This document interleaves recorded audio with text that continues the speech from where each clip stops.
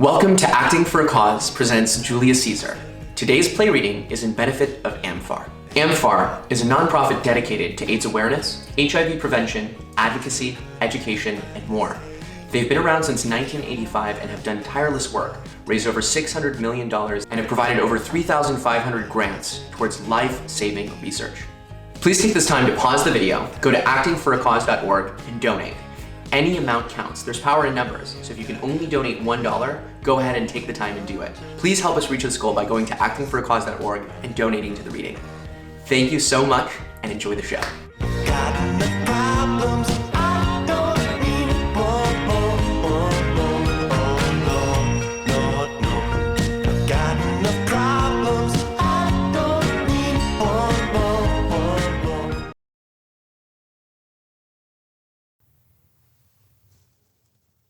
Will you go hear him speak in the forum?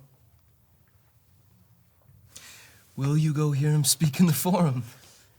Not I, but let me not hinder Cassius, your desires. Brutus, I do observe you now of late. I have not from your eyes that gentleness and show of love as I was wont to have. You bear too stubborn and too strange a hand of your friend that loves you. Cassius, be not deceived if I have veiled my look. I turn the trouble of my countenance merely upon myself. Vexed I am of late with passions of some difference, conceptions only proper to myself, which give some soil, perhaps, to my behaviors. But let not therefore, my good friend, be grieved, among which number, Cassius, you are, nor construe any further my neglect than that poor Brutus, with himself at war, forgets the shows of love to other men. Then, Brutus, I have much mistook your passion, by means whereof this breast of mine hath buried thoughts of great value, worthy cogitations. Tell me, good Brutus, can you see yourself? No, Cassius, for the eye sees not itself but by reflection, by some other things. 'Tis just. And it is very much lamented, Brutus, that you have no such mirrors as will turn your hidden worthiness into your eye, that you might see your shadow. I have heard where many of the best respect in Rome, except immortal Caesar, speaking of Brutus and groaning underneath this age's yoke, have wished that noble Brutus had his eyes.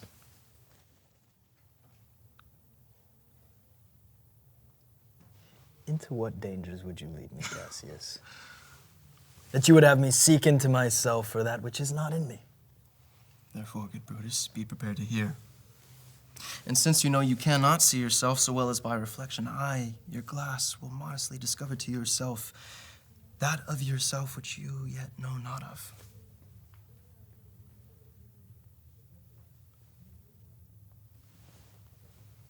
What means this shouting? I do fear the people choose Caesar for their king. Aye. Do you fear it? Then must I think you would not have it so?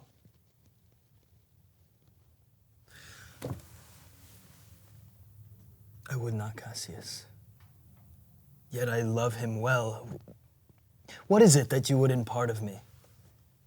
If it be aught toward the general good, set honor in one eye and death in the other, and I will look on both indifferently.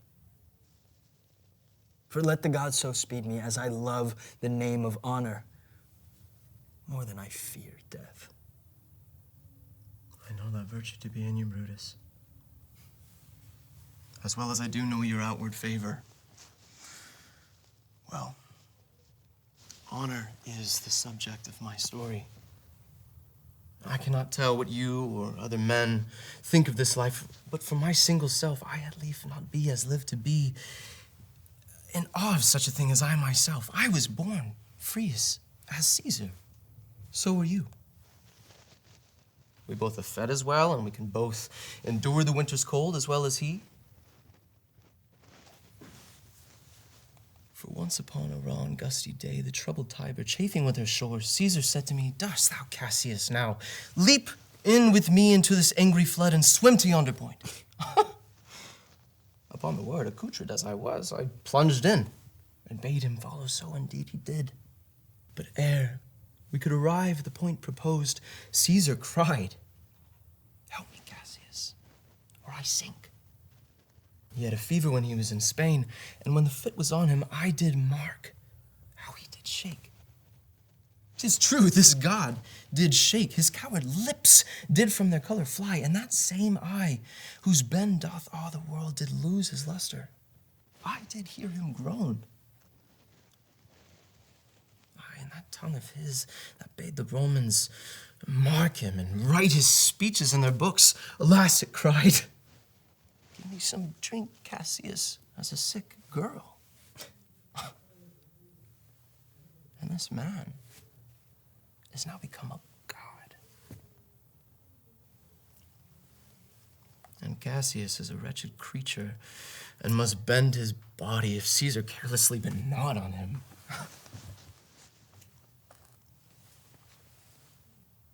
Another general shout. I do believe that these applauses are for some new honors that are heaped on Caesar. Why, man, he doth bestride the narrow world like a colossus. And we, petty men, walk under his huge legs and peep about to find ourselves dishonorable graves. Men, at some time, are masters of their fates. The fault, dear Brutus, is not in our stars, but in ourselves, as underlings. Brutus and Caesar, what should be in that Caesar? Why should that name be sounded more than yours? Write them together. Yours is as fair a name. Sound them, it doth become in the mouth as well. Weigh them, it is as heavy. Conjure with them. Brutus will start a spirit as soon as Caesar. Now, in the names of all the gods at once, upon what meat doth this our Caesar feed, that he is grown so great? Caesar is returning.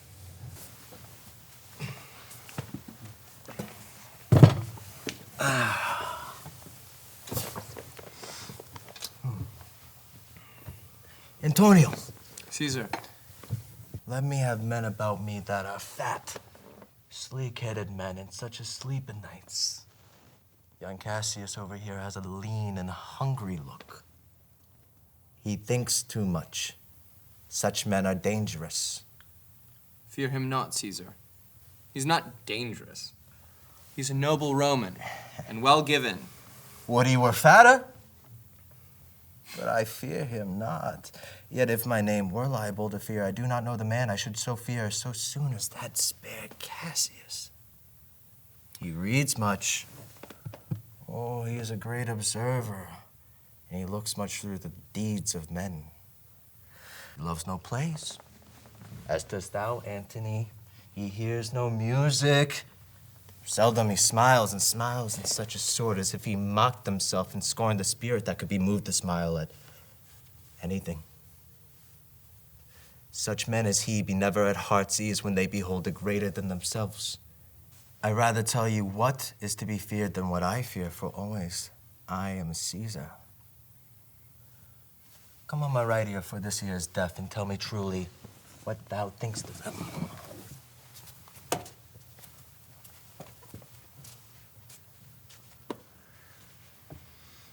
Rome, thou hast lost the noble breed of noble bloods. Oh, you and I have heard our fathers say there was a Brutus once that would have brooked the eternal devil to keep his state in Rome as easily as a king. Which you would work me to, I have some aim. How I have thought of this. And of these times I shall recount hereafter. For this present I would not so. With love I might entreat you. Be any further moved, what you have to say I will with patience hear, and find a time both meet to hear and answer such high things.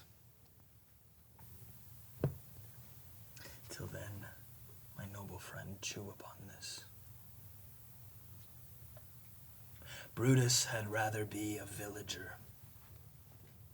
than to repute himself a son of Rome under these hard conditions as this time is like to lay upon us. Caska, now tell us what hath chanced today that Caesar looks so sad. Why, you were with him, were you not? I should not then ask, Caska, what had chanced. Why, there was a crown offered him, and being offered him, he put it with the back of his hand thus, and then the people fell shouting. What was the second noise for? Why, for that too.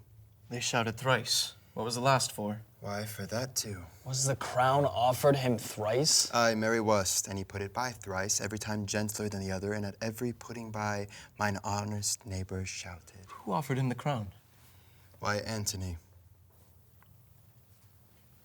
Tell us the manner of it, gentle Caska. I can as well be hanged as to tell the manner of it. It was mere foolery. I did not mark it. I saw Mark Antony offer him a crown, yet 'twas not really a crown neither. It was one of those coronets. And as I told you, he refused it once, but for all that, to my thinking, he would have gladly had it. Then he offered it to him again, then he put it by again, but to my thinking, he was very loath to lay his fingers off of it. And then he offered it to him a third time, and he put it by a third time, and still as he refused, the ramblement hooted and clapped their chopped hands and uttered such approval with their stinking breath, because Caesar refused the crown, that it had almost choked Caesar. For he swooned, and he fell down at it, and for mine own part, I durst not laugh for fear of opening my lips and receiving the bad air. Soft, I pray you, what? Did Caesar swoon? He fell down in the marketplace, he foamed at the mouth, and he was speechless. Well, 'tis very like he hath the falling sickness. No, Caesar hath not it, but you and I, and honest Caska, we have the falling sickness. I know not what you mean by that, but I am sure that Caesar fell down. What said he when he came unto himself? Oh, Mary, before he fell down, when he perceived that the common herd was glad that he refused the crown, he plucked open his doublet and he offered his throat to be cut. And had I been a man of any occupation, if I had not have taken him at word, I might go to hell among the rogues. And so he fell, and when he came to himself again, he said, if he had done or said anything amiss, he desired their worship to think that it was infirmity. There was 3 or 4 wenches were stood and cried, and they were like, alas, good soul, and forgave him with all their hearts. But there's no heed to be taken of them. If Caesar had stabbed their mothers, they would have said no less. Will you sup with me tonight, Caska? No, I'm promised forth. Will you dine with me tomorrow? Aye, if I be alive, and your mind hold, and your dinner worth the eating. Good. I will expect you. Do so. Farewell, both.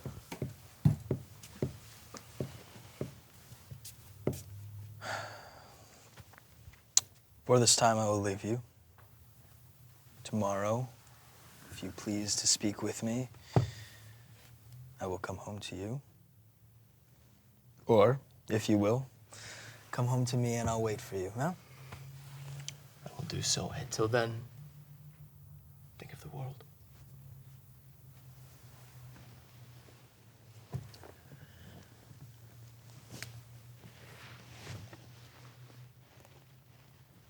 Well, Brutus, thou art noble. Thy honorable metal may be wrought from this. From that it is disposed, therefore it is we meet, that noble minds keep ever with their likes, for who's so firm that cannot be seduced? Caesar doth bear me hard, but he loves Brutus. If I were Brutus now, and he were Cassius, he should not humor me. I will in this night, in several hands, in at his window throw writings, all tending to the great opinion that Rome holds of his name, wherein obscurely Caesar's ambition shall be glanced at. And after this, let Caesar seat him sure, for he will shake, or worse days endure.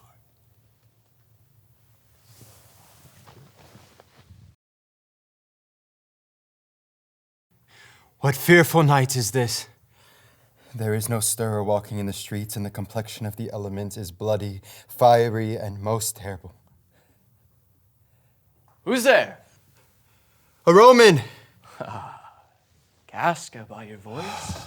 Cassius, what night is this? Oh, a very pleasing night to honest men. Whoever knew the heavens meant it so. those that have known the earth so full of faults.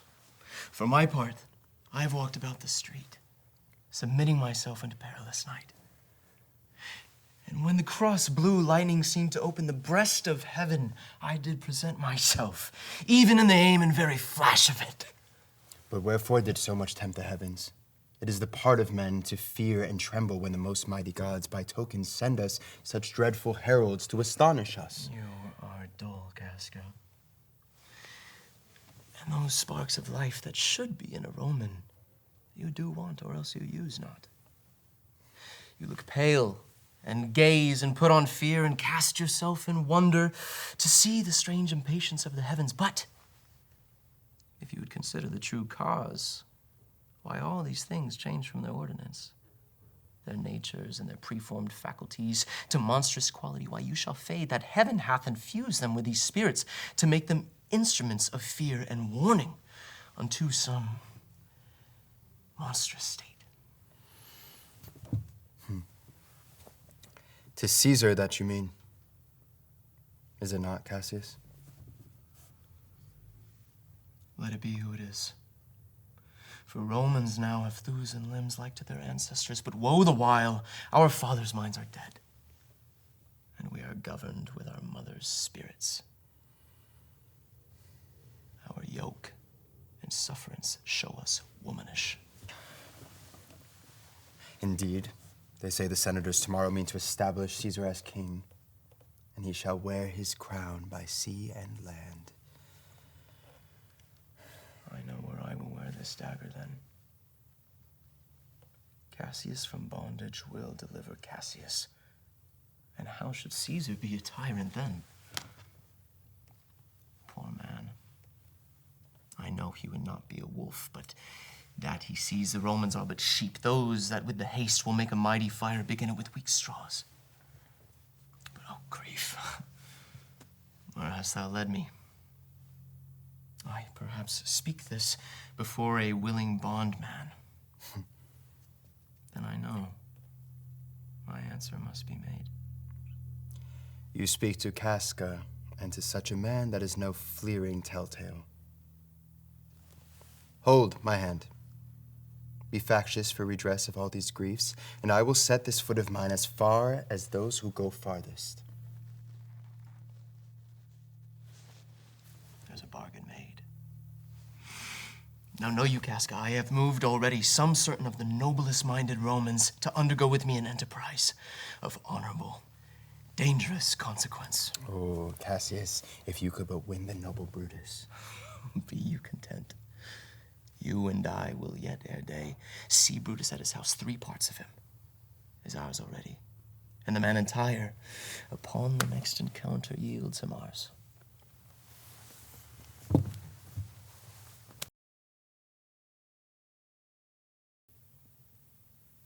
It must be by his death. And for my part, I know no personal cause to spurn at him, but for the general.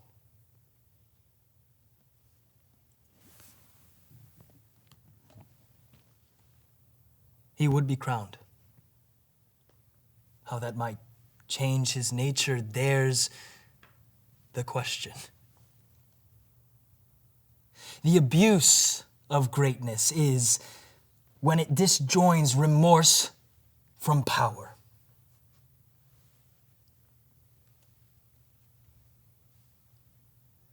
And to speak truth of Caesar,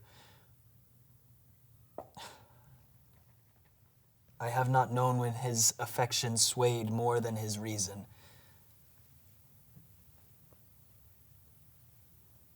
But 'tis a common proof that lowliness is young ambition's ladder, whereto the climber upward turns his face.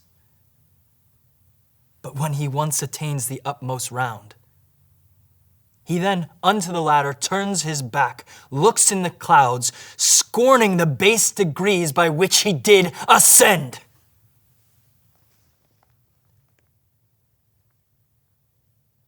So Caesar may.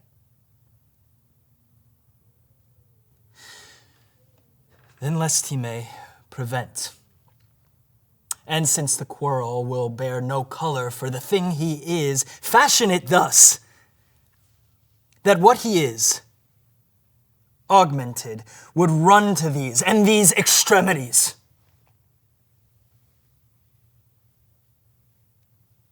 And therefore think him as a serpent's egg, which hatched would as his kind grow mischievous and kill him in the show. I think I am too bold upon your rest, Brutus. Thou sleepest I wake and see thyself. I have been up this hour, awake all night, since first you wet me against Caesar Cassius. I have not slept.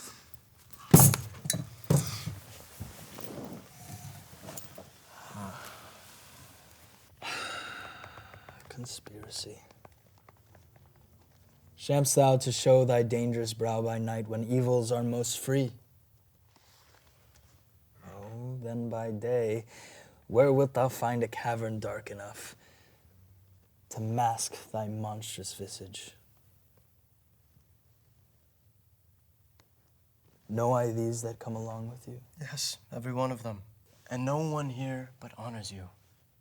And everyone doth wish you had that opinion of yourself, which every noble Roman bears of you.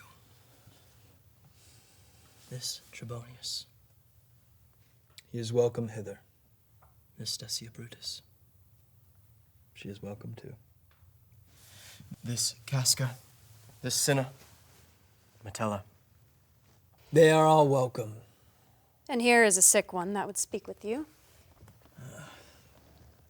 What a time you have chose out, Ligarius, to need redress. Would you that you were not sick? I'm not sick. If Brutus have in hand any redress worth the name of honor, March is wasted 15 days. What's to do? A piece of work that will make the sick whole. But are not some whole that we must make sick? Speak, Brutus. Strike. Redress. Am I entreated to speak and strike? Then, Rome, I make thee promise. If the redress will follow, thou receivest thy full petition at the hand of Brutus. And let us swear our resolution. No, not an oath. If not the face of men, the sufferance of our souls, the time's abuse, if these be motives weak, break off betimes, and every man hence to his idle bed, so let him high-sighted tyranny range on, till each man drop by lottery. But if these, as I'm sure they do, bear fire enough to kindle cowards, then countrymen, what need we any spur but our own cause to prick us to redress? Huh? And what other oath than honesty to honesty engaged? That this shall be, or we will fall for it. So, no man else be touched, only Caesar? Cinna well urged. I think it is not meet. Mark Antony, so well beloved of Caesar, should outlive Caesar. We shall find of him a shrewd contriver, which to prevent. Let Antony and Caesar fall together. Our course will seem too bloody, Caius Cassius. To cut the head off and then hack the limbs like wrath and death and envy afterwards. We all stand up against the spirit of Caesar. And in the spirit of men there is no blood. Oh, that we then could come by Caesar's spirit and not dismember Caesar? But alas, Caesar must bleed for it. And gentle friends, let's kill him boldly, but not wrathfully. And for Mark Antony, think not of him, for he can do no more than Caesar's arm when Caesar's head is off. Yet I fear him. For the engrafted love he bears to Caesar. Alas, good Cassius, do not think of him. If he loves Caesar, all that he can do is to himself take thought and die for Caesar. And that were much he should, for he is given to sports, to wildness, and much company. There is no fear in him. Let him not die, for he will live and laugh at this hereafter. Peace, count the clock. The clock hath stricken 3. The morning comes upon us. 'Tis time to part, but all remember what you have said, and show yourselves true Romans. Let not our looks put on our purposes, but bear it as our Roman actors do, with untired spirits and formal constancy.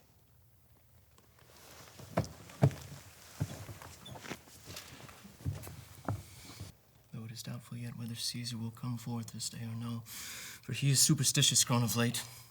It may be these apparent prodigies or the unaccustomed terror of this night, and the persuasion of his augurs may hold him from capital today.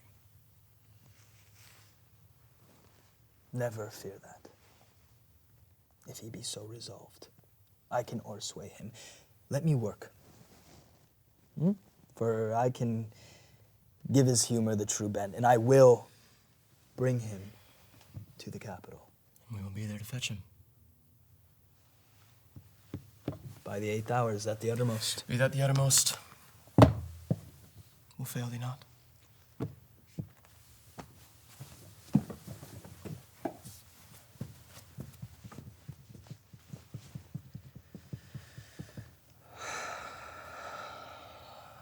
Between the acting of a dreadful thing and the first motion, all the interim is like a phantasma or a hideous dream. The genius and the mortal instruments are then in council. And the state of a man, like to a little kingdom, suffers then the nature of an insurrection. Brutus, my lord. Portia, what mean you? Wherefore rise you now? It is not for your health, lest to commit your weak condition to the raw cold morning. Nor for yours neither. You have ungently, Brutus, stole from my bed. And yesternight at supper, you suddenly arose and walked about. And you stared at me with ungentle looks. Then with an angry wafter of your hand, you gave sign for me to leave you. So I did, hoping it was but an effect of humor. I will not let you eat, nor talk, nor sleep. And could it work so much upon your shape as it hath much prevailed upon your condition, I would not know you, Brutus. Dear my lord, make me acquainted with your cause of grief. I am not well in health, that is all. Brutus is wise. And were he not in health, he would embrace the means to come by it. Why, so I do, good Portia. Go to bed. Is Brutus sick? And is it physical? For him to steal out of his wholesome bed and dare the vile contagion of the night, to add onto his sickness? No, my Brutus, you have some sick offense within your mind, which by the right and virtue of my place, I ought to know of. And upon my knees, I charm you by my once commended beauty, by all your vows of love and that great vow which did incorporate and make us one, that you unfold to me yourself, your half. Why you are heavy. And what men tonight have had resort to you. Kneel not, gentle Portia. Am I yourself, but as it were in sort or limitation? to keep with you at meals, to comfort your bed, and talk to you sometimes. If it be no more, Portia is Brutus's harlot, not his wife. You are my true and honorable wife. As dear to me as are the ruddy drops that visit my sad heart. If this were true, then should I know this secret? I grant I am a woman, but withal a woman that Lord Brutus took to wife. I grant I am a woman, but withal a woman well reputed, Cato's daughter. Think you I am no stronger than my sex, being so fathered and so husbanded? Tell me your counsels, I will not disclose them. I have made strong proof of my constancy, giving myself a voluntary wound here in the thigh. Can I bear that with patience and not my husband's secrets? Ye gods, render me worthy of this noble wife! Constancy, be strong upon my side. Set a huge mountain between my heart and my tongue.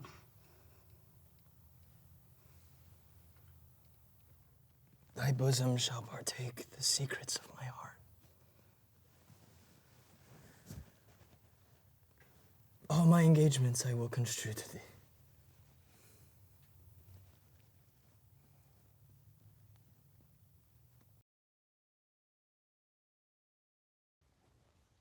Nor heaven nor earth have been at peace tonight. Thrice hath Calphurnia in her sleep cried out, "Help, ho!" They murder Caesar. So bid the priest to present sacrifice and bring me their opinions of success. What mean you, Caesar? Think you to walk forth? You shall not stir out of your house today. Caesar shall forth. The things that threaten me ne'er but looked on my back. When they see the face of Caesar, oh, they are vanished. Caesar, I never stood on ceremonies, yet now they fright me. There is one within, besides the things that we have heard and seen, recounts most horrid sights seen by the watch. Oh, Caesar, these things are beyond all use, and they do fright me. Yet these predictions are to the world in general as to Caesar. When beggars die, there are no comets seen. The heavens themselves blaze forth the death of princes. Cowards die many times before their deaths. The valiant never taste of death but once. In all the wonders that I yet have heard, I find it most strange that men should fear, seeing that death, a necessary end, will come when it will come. What say the augurs? They would not have you stir forth today. Plucking the entrails of an offering forth, they could not find a heart within the beast. The gods do this in shame of cowardice. Caesar should be a beast without a heart if he should stay at home today for fear. No, Caesar shall forth. Alas, my lord, your wisdom is consumed in confidence. Do not go forth today. Call it my fear that keeps you in the house and not your own. We'll ask our Antony to the Senate house, and he shall say you are not well today. Let me upon my knee prevail in this. Mark Antony shall say I'm not well, and for thy humor, I will stay at home. And here's Marcus Brutus, he shall tell them so. Good morrow, worthy Caesar. I come to fetch you to the Senate house. And you are come in very happy time to bear my greetings to the senators and tell them I will not come today. Cannot is false, and that I dare not falser. I will not come today. Tell them so, Brutus. Most mighty Caesar, let me know some cause, lest I be laughed at when I tell them so. The cause is in my will. I will not come today. That is enough to satisfy the Senate. But for thy personal satisfaction, I will let you know, because I love you, Calphurnia here, my wife, stays me at home. She dreamt tonight.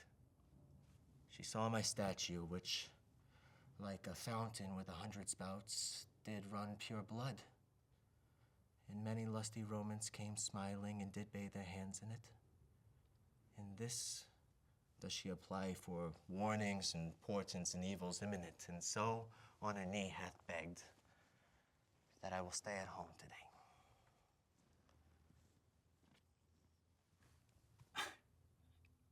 This dream is all misinterpreted. It was a vision, fair and fortunate.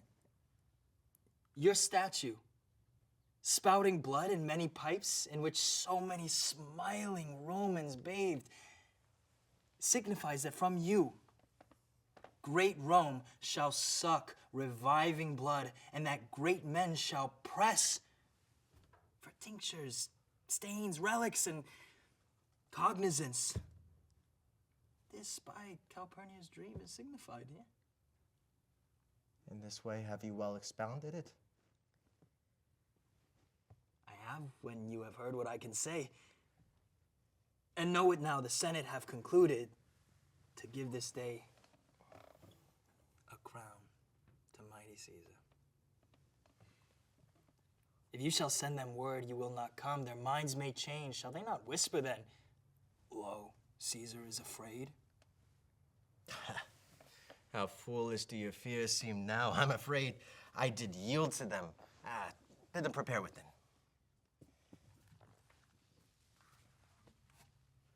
Pardon me, Caesar, for my dear, dear love to your proceeding bids me to tell you this. Then reason to my love is liable. I thank you for your pains and courtesy.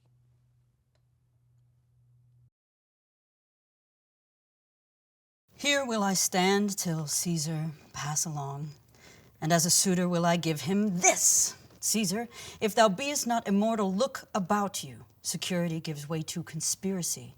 The mighty gods defend thee. Beware of Brutus, Caesar. Take heed of Cassius. Cassius, are you stirred so early too? Good morrow, Caesar. Come not near Caska. Trust not Ligarius. Good morrow, Caska. Ligarius. Caesar was ne'er so much your enemy as that same ague which hath made you lean. What is it o'clock? 'Tis struck in 8. I am to blame to be thus waited for. Mark well, Trebonius. Have an eye to Cinna. Thou hast wronged Metellus. Now, Cinna, Trebonius, what? Metellus? I have an hour's talk in store for you. Remember that you call on me today. Be near me, may that I remember you. Caesar, I shall. There is but one mind in all of these, and it is bent against Caesar. Good friends, lead on and taste some wine with me, and we, like friends, will straightway go together. The Ides of March are come. Aye, Caesar, but not gone. What is now amiss that Caesar and his Senate must redress? Most high, most mighty, most puissant Caesar, Metellus rose before thy seat in humble heart. I must prevent thee, Cimber. Thy brother by decree is banished. If thou dost bend and pray and fawn for him, I spurn thee like a cur out of my way. Is there no voice more worthy than my own? To sound more sweetly in great Caesar's ear for the repealing of my banished brother. I kiss thy hand, but not in flattery, Caesar, desiring thee that Publius Caesar may have an immediate freedom of repeal. What? Brutus? Pardon, Caesar, Caesar, pardon. As low as to thy foot doth Cassius fall, to beg enfranchisement for Publius Cimber. I could be well moved if I were as you. If I could pray to move, prayers would move me. But I am as constant as the northern star, of whose true fixed and resting quality there is no fellow in the firmament. The skies are painted with unnumbered sparks. They are all fire, and every one doth shine. But there is but one in all doth that hold his place. So in the world, it is furnished well with men, and men are flesh and blood and apprehensive, and yet, in all that, I do know but one, that unassailable hold his rank, and that I am he.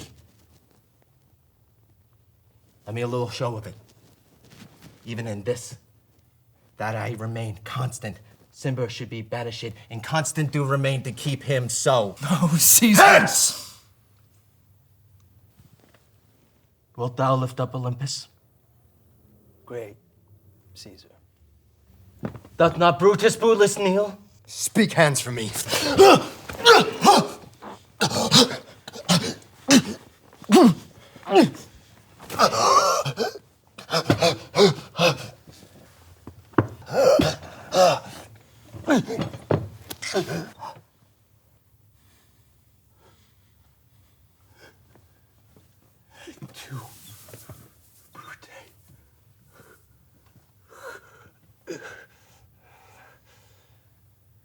Then fall Caesar.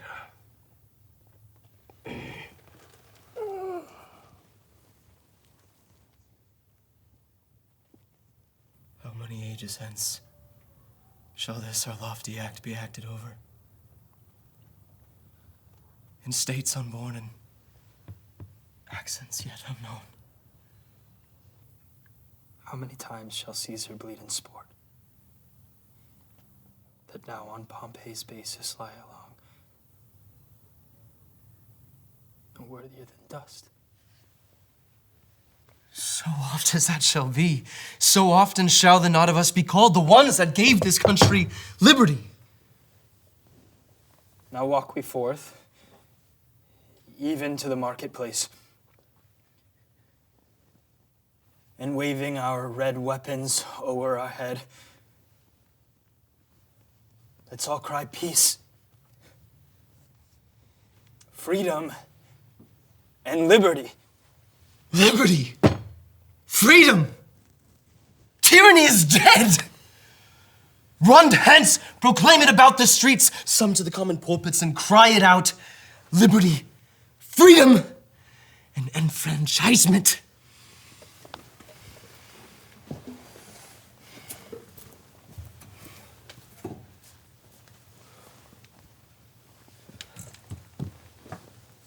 Stand fast together, lest some friends of Caesar's should chance. Talk not of standing, ambition's debt is paid, and let no man abide this deed, but we, the doers. Shall we go forth? Fates, we will know our pleasure. That we shall die, we know. 'Tis but the time and drawing days out that men stand upon. Why, he that cuts off 20 years of life cuts off so many years of fearing death. Grant that. And then is death a benefit, so are we Caesar's friends that have abridged his time of fearing death. Welcome, Mark Antony. Almighty Caesar, dost thou lie so low?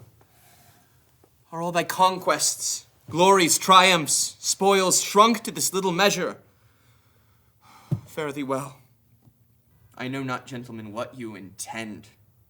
Who else must be let blood? Who else is rank? If I myself, there is no hour so fit as Caesar's death hour, nor no instrument, or half that worth as those your swords made rich with the most noble blood of all this world. I do beseech ye, if you bear me hard. Now whilst your purpled hands do reek and smoke, fulfill your pleasure. Live 1,000 years. I shall not find myself so apt to die. No place will please me so, no mean of death as here by Caesar, and by you cut off the choice and master spirits of this age. Oh, Antony, beg not your death of us, huh? Thou know we must appear bloody and cruel, as by our hands, and this our present act. You see we do. Yet see you but our hands. And this the bleeding business they have done. Our hearts you see not, they are pitiful. and pity to the general wrong of Rome. To you, our swords have leaden points, Mark Antony. Our arms, in strength of malice, and our hearts of brothers' temper, do receive you in. With all kind love, good thoughts, and reverence. Your voice shall be as strong as any man's in this disposing of new dignities.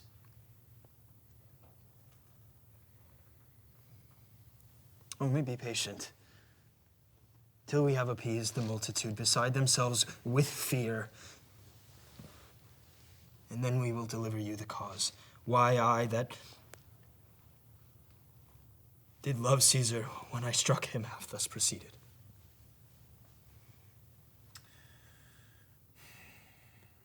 I doubt not of your wisdom.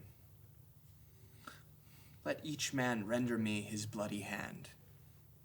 Gentlemen both, alas, what shall I say? My credit now stands on such slippery ground that one of two bad ways you must conceit me, either a coward or a flatterer. That I did love Caesar, oh, 'tis true.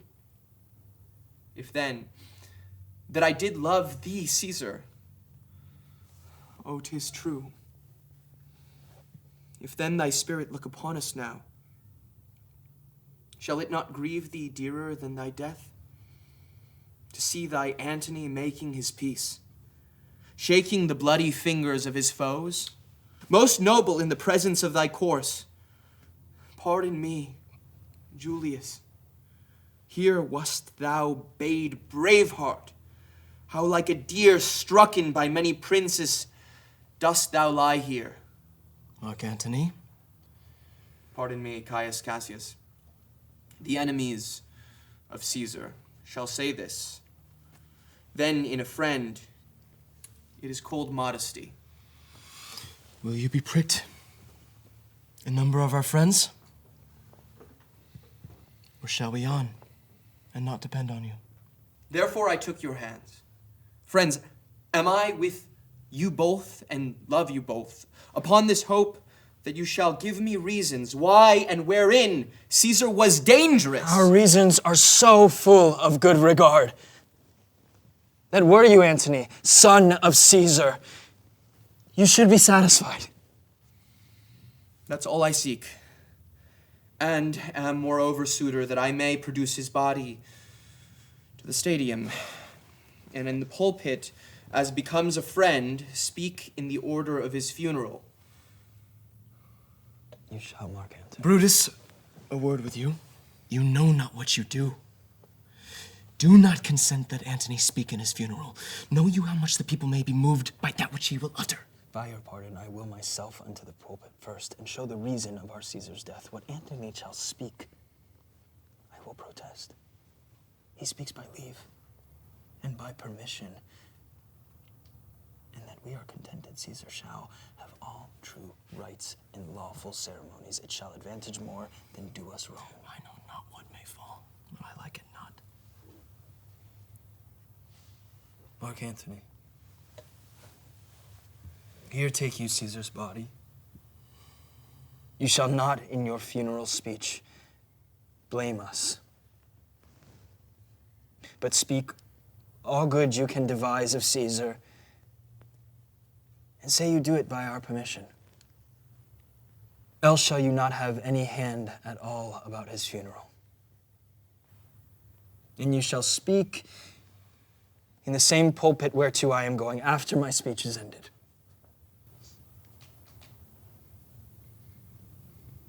Be it so. I do desire no more.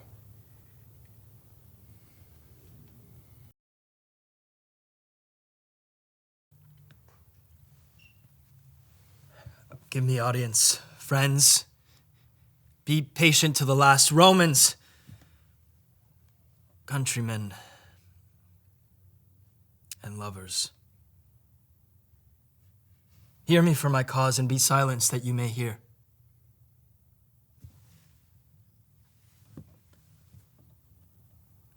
Believe me for mine honor, and have respect to mine honor, that you may believe. Censor me in your wisdom, and awake your senses, that you may the better judge.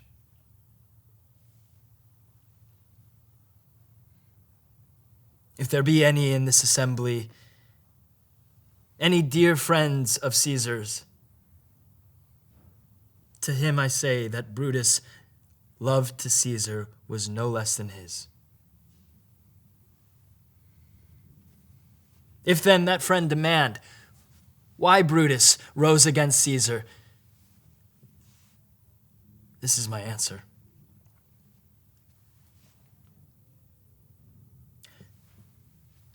Not that I loved Caesar less, that I loved Rome more. Had you rather Caesar were living and die all slaves, than that Caesar were dead to live all free men? As Caesar loved me, I weep for him. As he was fortunate, I rejoice at it. As he was valiant, I honor him. But as he was ambitious, I slew him. There's tears for his love, joy for his fortune, honor for his valor, and death for his ambition.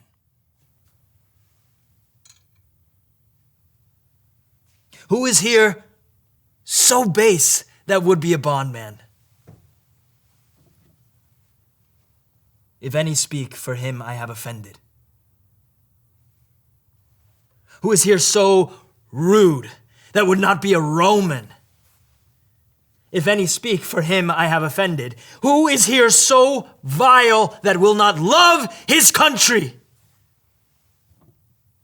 If any speak, for him I have offended. I pause for a reply.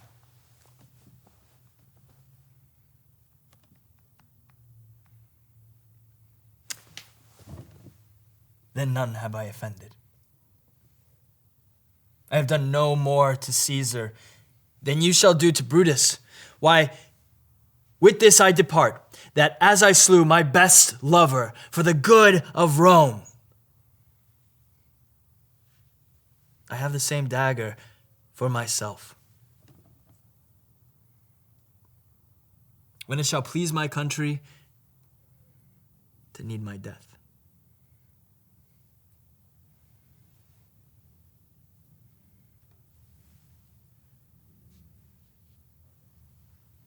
My countrymen, good countrymen, let me depart alone. And for my sake, stay here with Antony. Do grace to Caesar's corpse and grace his speech tending to Caesar's glories, which Mark Antony, by our permission, is allowed to make.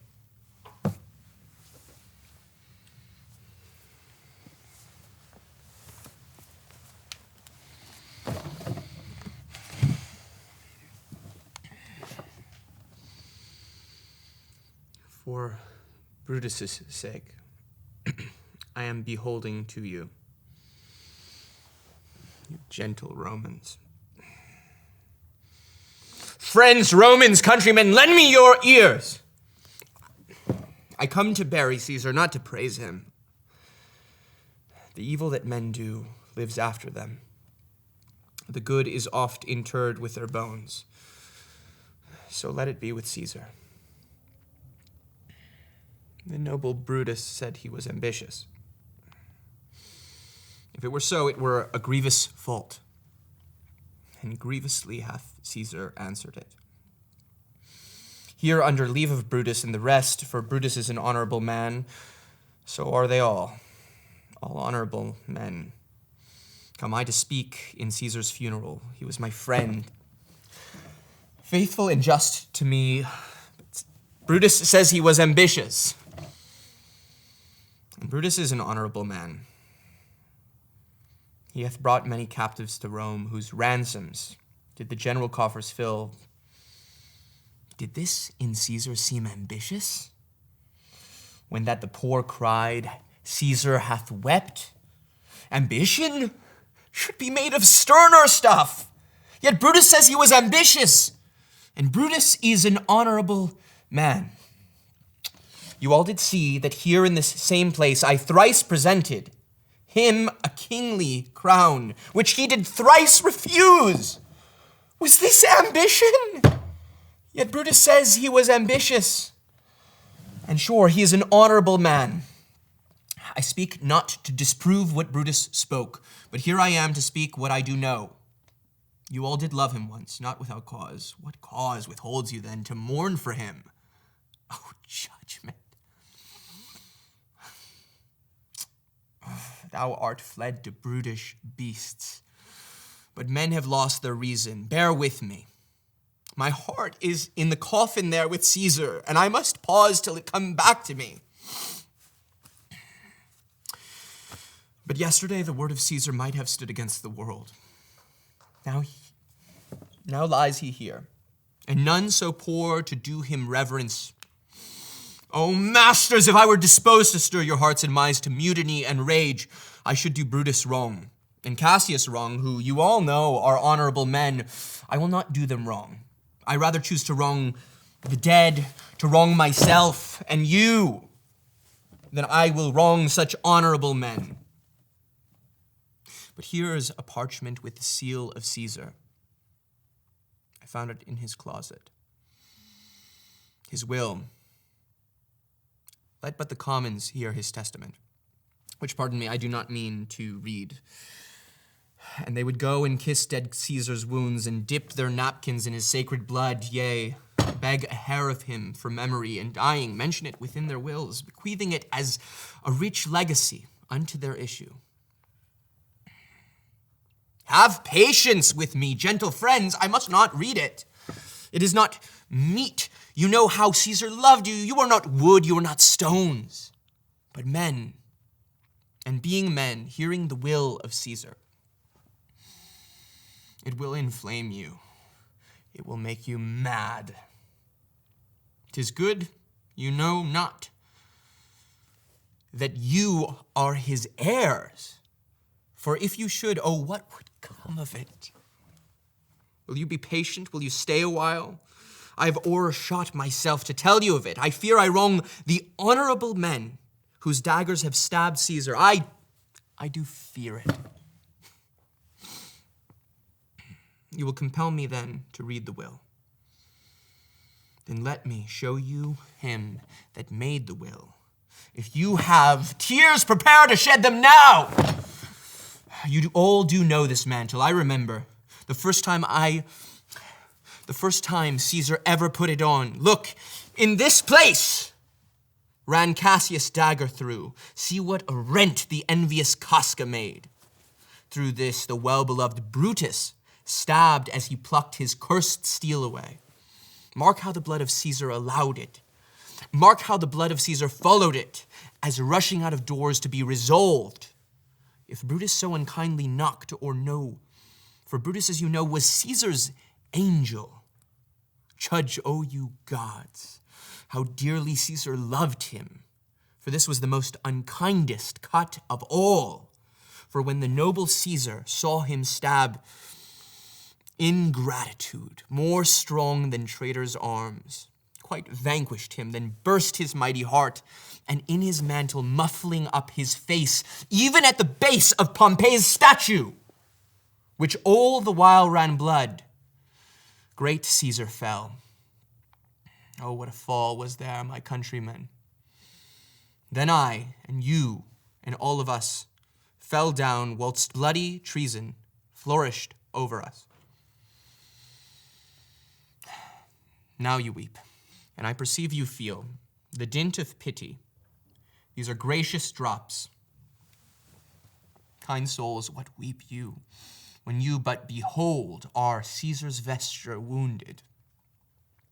Look you here, here is himself marred, as you see, with traitors. Stay, countrymen, good friends, sweet friends. Let me not stir you up to such a sudden flood of mutiny that they have done this deed are honorable. They are wise and honorable, and will no doubt with reasons answer you. I come not, friends, to steal away your hearts. I am no orator, as Brutus is, but, as you all know me, a plain, blunt man that loved my friend, that they know full well, that gave me public leave to speak of him. For I have neither wit nor words, nor worth, action nor utterance, nor the power of speech to stir men's blood. I only speak right on. I tell you that, which you yourselves do know. Show you sweet Caesar's wounds, poor, dumb mouths, and bid them speak for me.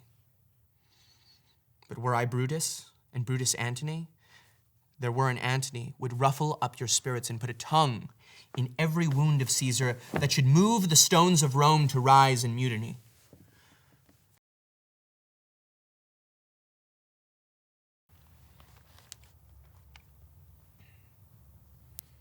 Welcome to Rome.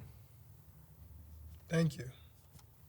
You come upon a wish, Octavius, heir unto Caesar's state. 'Tis time we three did show ourselves at the field, and to that end assemble we this council. Here is a morning Rome, a dangerous Rome. No Rome of safety for Octavius yet. 'Tis not a time for private stomaching. Every time serves for the matter that is then born in it. But small to greater matters must give way. Not if the small come first. I pray you stir no embers up. Sit. Sit, sir. Nay then. Noble friends, that which combines us is most great, and may a leaner action never rend us. These many then shall die. Their names are pricked. Your brother too must die. Consent you, Lepidus? I do consent. Prick him down, Antony. Upon condition Publius shall not live. Who is your sister's son, Mark Antony? He shall not live. Look, with a spot I damn him. With every hour have we had report how 'tis abroad. Brutus and Cassius are strong, and it appears they are beloved of those who have only feared Caesar. We should have known no less. It hath been taught to us since primal state that he which is was wished, until he were, and the abe man, near love till near worth love, comes feared by being lacked. So, Lepidus, go you to Caesar's house, fetch the will hither, and we shall determine how to cut off some charge and legacies. What, shall I find you here? Or here, or at the Capitol. Farewell then, lords. What you shall know meantime of stirs abroad, I shall beseech you then to let me be partaker. No doubt, sir. We know it for our bond. This is a slight unmeritable man, meet to be sent on errands. Is it fit, the threefold world divided, he should stand one of the three to lead it? So you thought him, and took his voice who should be pricked to die in our black sentence of proscription? Octavius, I've seen more days than you. And though we lay these honors on this man to ease ourselves of divers slanderous loads, he shall but bear them, as the ass bears gold. Either led or driven as we point the way, and having brought our treasure where we will, then take we down his load and turn him off to graze in the commons. You may do your will, but I may say he is a tried and valiant soldier. So is my horse, Octavius. And for that I do appoint him the store of provender.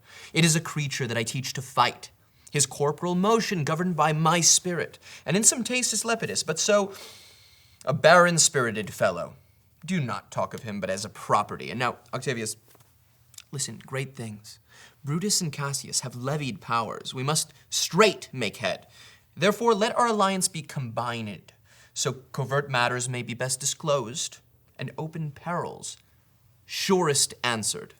Let us do so, for we are at stake, and bade about with many enemies, and some that smile have their hearts, I fear, millions of mischief.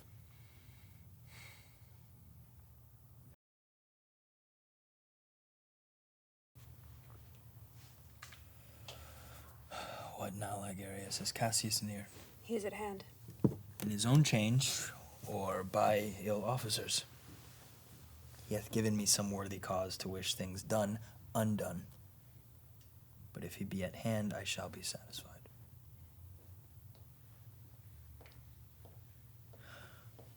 A word, Ligarius. How he received you?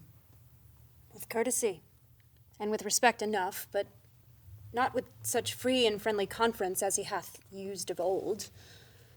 Ever note, Ligarius, when love begins to sicken and decay, it useth an enforced ceremony.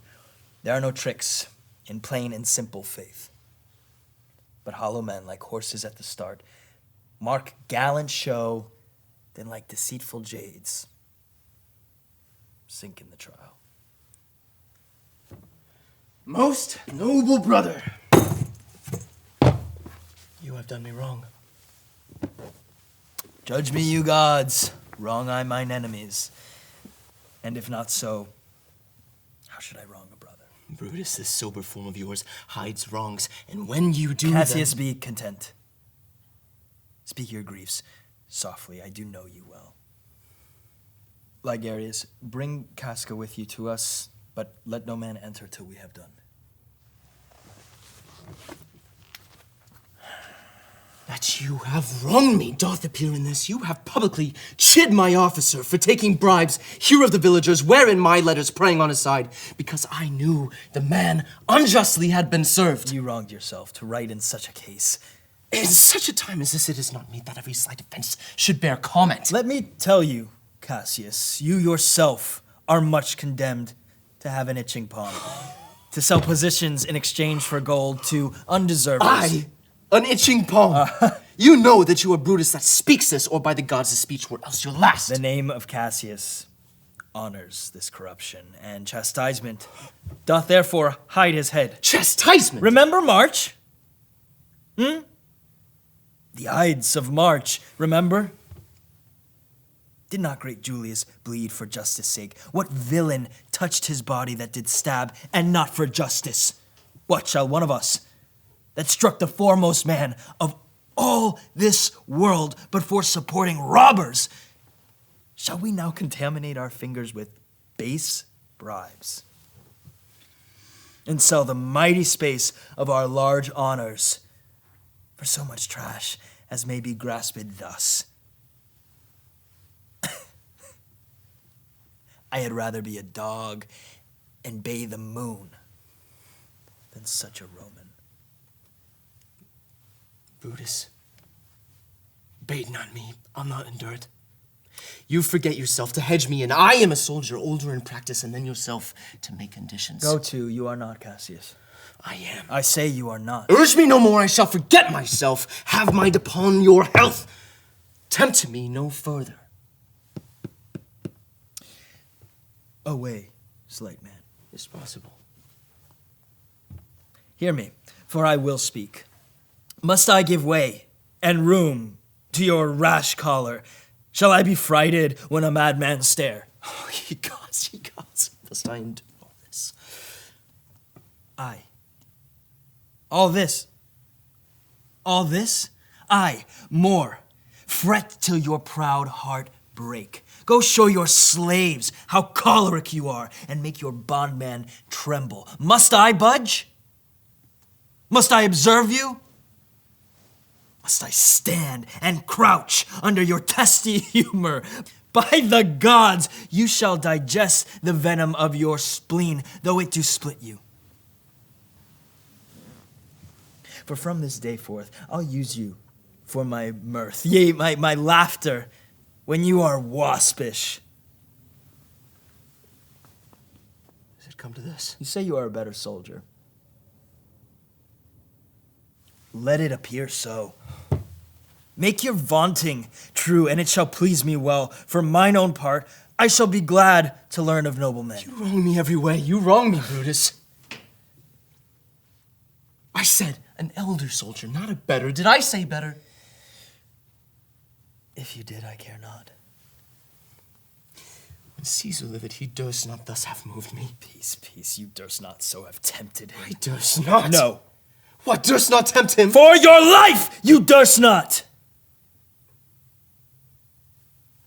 Do not presume so much upon my love. I may do that. I shall be sorry for it. You have done that you should be sorry for. There is no terror, Cassius, in your threats.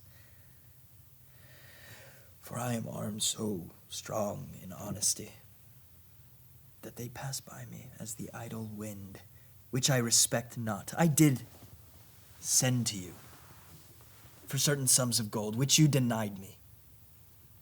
For I can raise no money by vile means. By heaven, I'd rather coin my heart and drop my blood for drachmas than to wring from the hard hands of peasants their vile trash by any indirection. I did send to you for gold to pay my legions, which you denied me. Was that done like Cassius? Should I have answered Caius Cassius so? When Marcus Brutus grows so covetous to lock such rascal counter from his friends. Be ready, gods, with all your thunderbolts. Dash him to pieces. I denied you not. You did. I did not. He was but a fool that brought my answer back. Brutus had riven my heart. A friend should bear his friend's infirmities, but Brutus make mine greater than they are. I do not till you practice them on me. You love me not. I do not like your faults. A friendly eye can never see such faults. A flatterer's would not, though they do appear as high as Mount Olympus.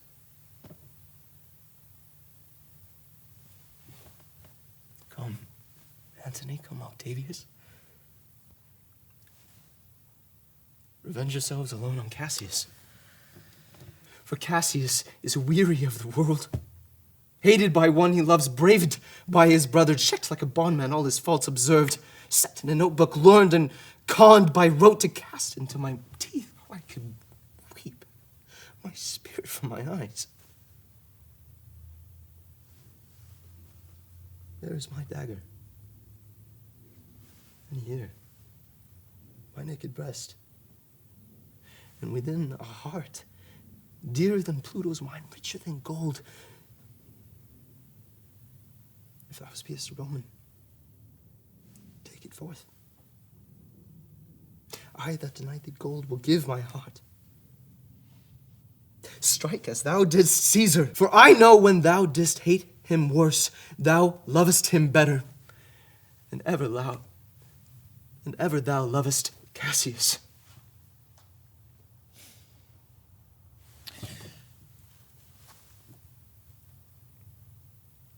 Sheath your dagger.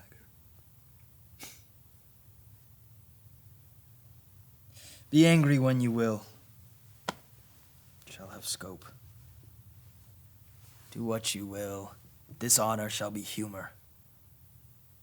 Oh, Cassius. You are yoked with a lamb that carries anger as the flint bears fire. Who much enforced shows a hasty spark, and straight is cold again. Hath Cassius lived to be but mirth and laughter to his Brutus? When grief and blood ill-tempered vexeth him? When I spoke that, I was ill-tempered too. You confess so much. Give me your hand. And my heart too.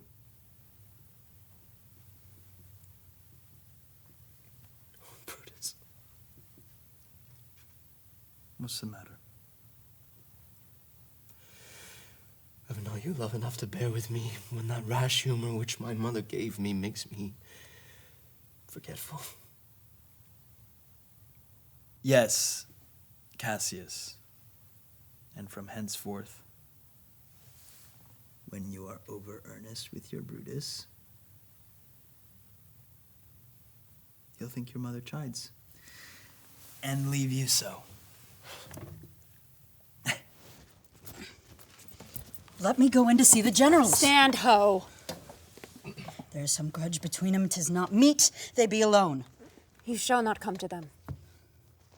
Nothing but death shall stay me. How now? What's the matter? For shame, you generals. What do you mean? Love and be friends as two such men should be. Thy spirits, which guards thee, is high unmatchable, where Caesar's is not. But near him thy spirit grows afeard, therefore beware. Make space between you. Speak this no more. I say again, thy spirit is all afraid to govern thee near him. Get you hence, wanton, hence! She is a soothsayer, Brutus. 'Tis her fashion. You'll know her humor when she knows her time! Companion, hence! Away! Away! Be gone!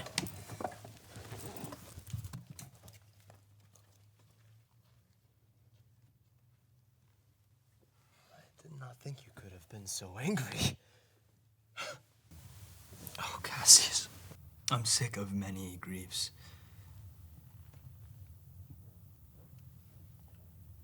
Portia's dead. Portia? She is dead. How escaped I killing when I crossed you so? Upon what sickness? Impatient of my absence. And grief that young Octavius with Mark Antony have made themselves so strong. But with her death, that tiding came. With this, she fell distract. In her attendants absent, she swallowed fire. And died so. Even so. Oh, ye immortal gods. Speak no more of her, yeah? Come in, Ligarius. Now, Caska, I have received letters that young Octavius and Mark Antony come down upon us with a mighty power, bending their expedition toward Philippi. Myself have letters of this self-same tenor. With what addition? That by prescription and bills of outlawry, Octavius, Antony, and Lepidus have put to death 100 senators. Well, to our work alive, what do you think of marching to Philippi presently? I do not think it good. 'Tis better that the enemies seek us. So shall he waste his means, weary his soldiers, doing himself offense, whilst we, lying still, are full of rest, defense, and nimbleness. The people between Philippi and this ground do stand but in a forced affection. The enemy, marching along by them shall make a fuller number up. Come on refreshed, new added, and encouraged, from which advantage shall we cut him off, if at Philippi we do face him there. Hear me, good brother. You must note beside that we have tried the utmost of our friends. Our legions are brimful, our cause is ripe. Against my will am I compelled to set upon one battle all our liberties. Our enemy increaseth every day. We at the height are ready to decline. The deep of night is crept upon our talk. There is no more to say. Had you your letters from your wife, my lord? No, Caska. Why ask you? Hear you aught of her? In yours? No, my lord. Now, as you're a Roman, tell me true. Then like a Roman, bear the truth I tell. For certain she is dead, and by strange manner.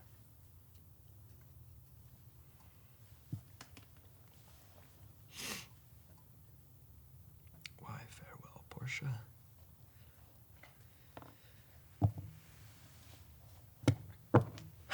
We must die, Caska. With meditating that she must die once, I have the patience to endure it now. Even so, great men, great losses should endure. I have as much of this art as you, but yet my nature could not bear it so. There is a tide in the affairs of men, which, taken at the flood, leads on to fortune. Omitted all the voyage of their life is bound in shallows and in miseries. On such a full sea are we now afloat. And we must take the current when it serves, or loose our ventures. With heart new fired, I follow you. To do I know not what, but it sufficeth that Brutus leads me on. I shall follow the fortunes and affairs of noble Brutus with all true faith.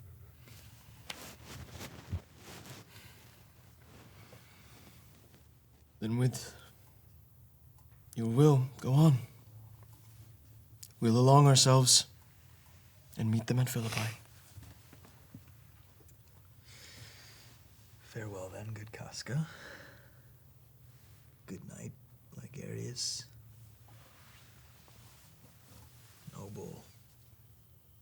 Noble Cassius. Good night and good repose.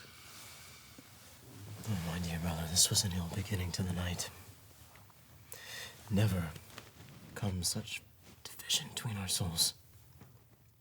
Let it not, Brutus. Everything is well. Good night, my lord. Good night, good brother.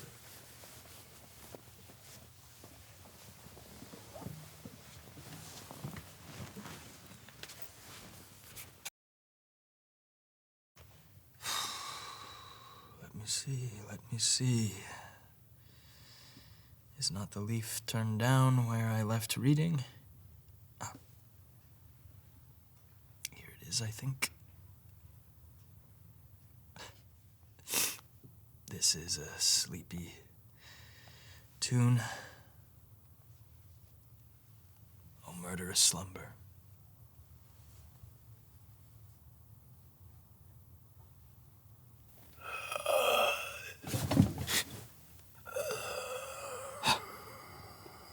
Ha! Who comes here?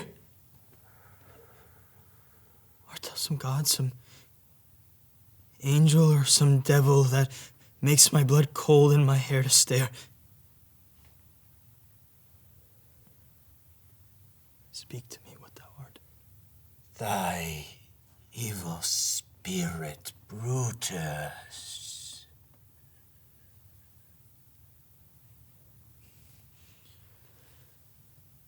Why comest thou?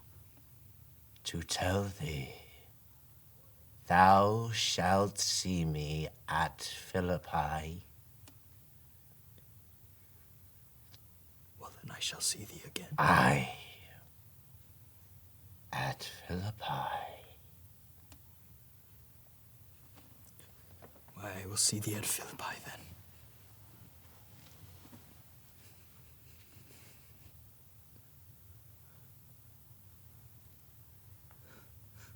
Now I have taken heart, thou vanishest. Saw you anything, Caska? No, my lord, I saw nothing. Go and commend my brother Cassius. Bid him set on his powers betimes before, and we will follow.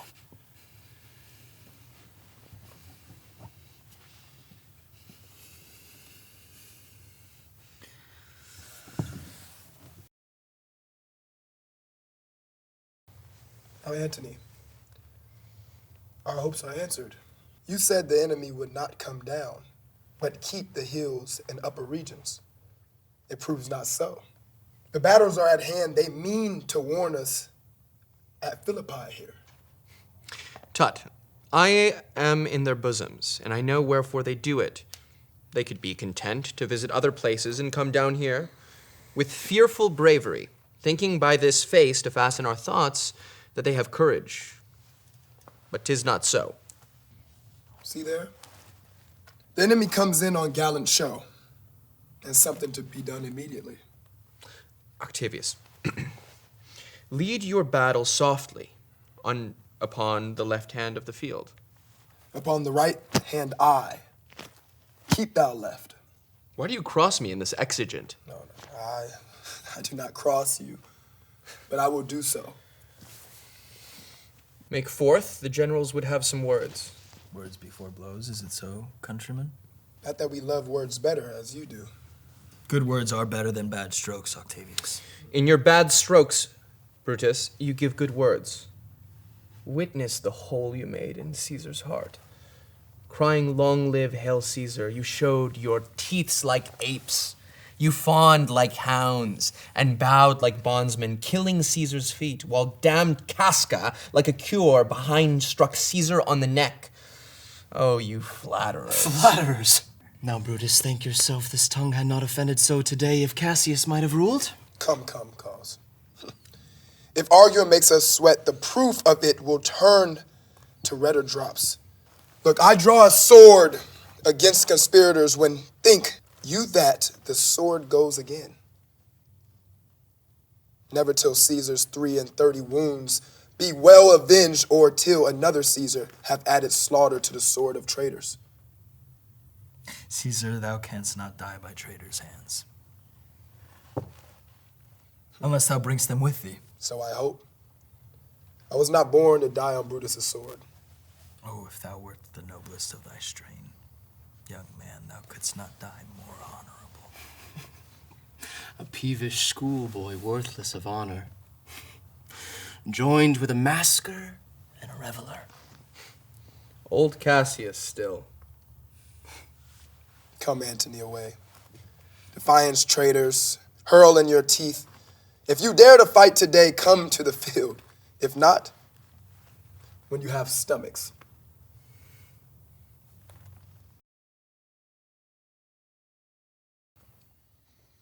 I would they'd fight in the fire or in the air. We'll fight there too. But this it is, our foot, upon the hills adjoining to the city, shall stay with us, where their appointment we may best discover, and look on their endeavor. Ride, Ligarius, and give these bills unto the legions on the other side. Let them set on at once. For I perceive but cold demeanor in Octavian's wing, and sudden push gives them overthrow. Ride, Ligarius, let them all come down. But be in charge. We will be still by land, which as I take, we shall, to the valleys and hold our best advantage. Why now blow, wind, swell, billow, and swim, bark? The storm is up, and all is on hazard.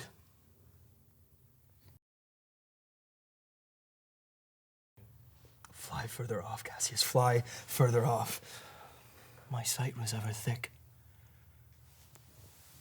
Look, Brutus. Are those my tents where I perceive the fire? They are. Antony is in our tents, dear brother. You had some advantage on Octavius, but gave the word too early. I took too eagerly. My soldiers fell to spoil, whilst we, by Antony, were all enclosed. Fly therefore, noble Cassius, fly off.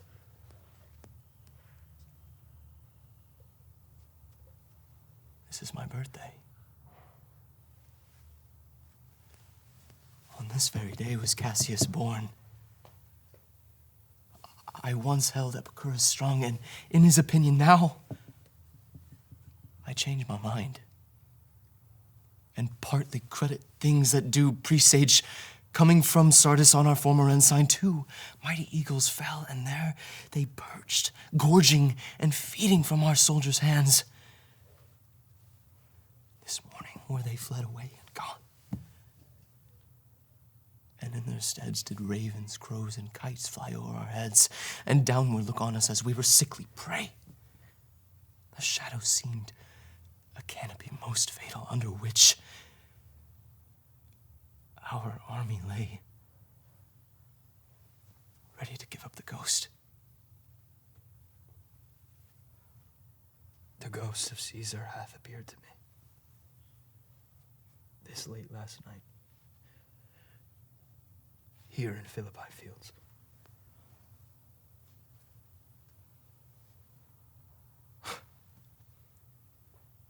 Hateful error, melancholy's child, why dost thou show to the apt thoughts of men the things that are not? Thou seest the world, good Brutus. Our enemies have beat us to the pit. It is more worthy to leap in ourselves than tarry till they push us. I do find it vile, for fear of what might fall, so to prevent the time of life, arming myself with patience to stay the providence of some high powers that govern us below. Yet ere night we shall try fortune with a second fight. My soldiers fly, dear Brutus. Myself, after mine own turned enemy.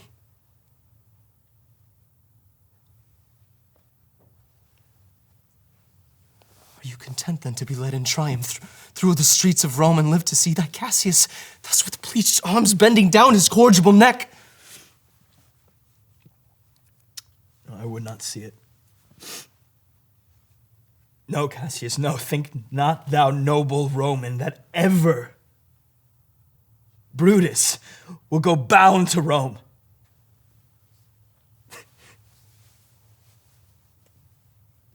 He bears too great a mind. And this same day must end that work, the Ides of March begun. I dare assure thee that no enemy shall ever take alive the noble Brutus. The gods defend him from so great a shame. And when they do find him alive or dead, he will be found like Brutus, like himself.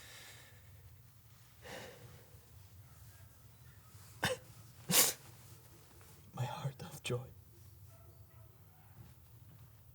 that yet in all my life I have found no man,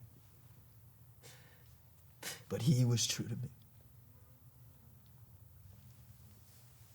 We shall have glory by this losing day, more than Octavius and Mark Antony. By this vile conquest shall attain unto. Come then, for with a wound I must be cured. Draw that thy honest sword which thou hast worn, most useful for thy country, and with this good sword that ran through Caesar's bowels, search thy bosom.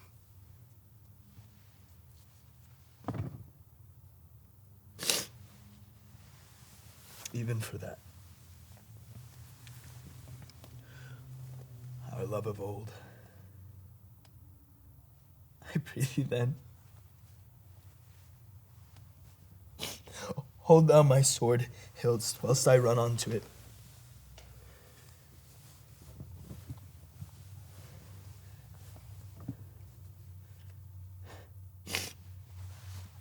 And so, our everlasting farewell take. Forever and ever. forever and ever. Farewell, Brutus. This day I breathed first. And time has come around. And where I did begin, there shall I end.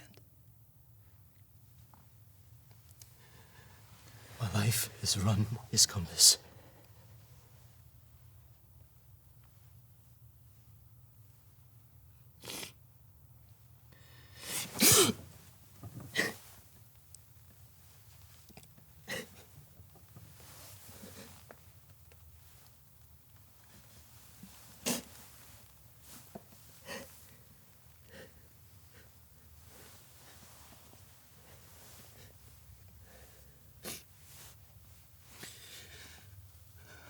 Julius Caesar.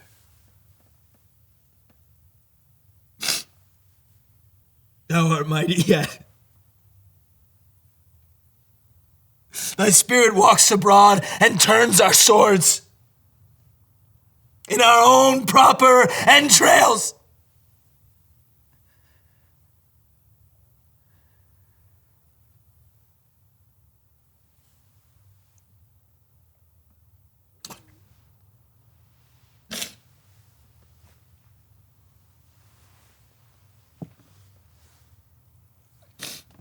Thrice nobler than myself, thou teachest me, O valiant Cassius, what I should and what thou didst not.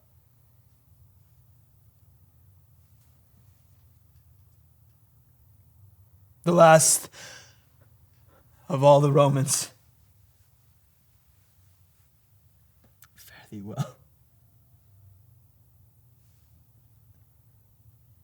It is impossible that ever Rome should breed thy fellow. Setting sun.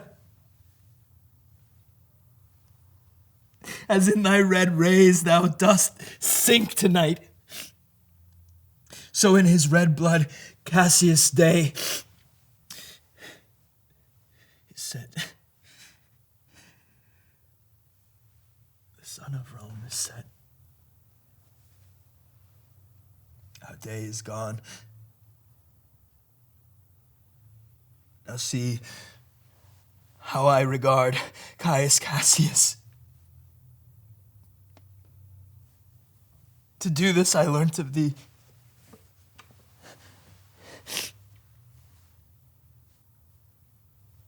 Caesar, now be still. I killed not thee with half so good a will. No! This was the noblest Roman of them all. All of the conspirators save only he did that they did in envy of great Caesar. He, only in a general honest thought and common good to all, made one of them. We conquerors can't but make fire of him. But Brutus only overcame himself, and no man else hath honor by his death. So Brutus should be found. His life was gentle, and the elements so mixed in him that nature might stand up and say to all the world, this was a man. Within my tent his bones tonight shall lie. Most like a soldier ordered honorably. So call the field to rest, and let's away, to part the glories of this happy day.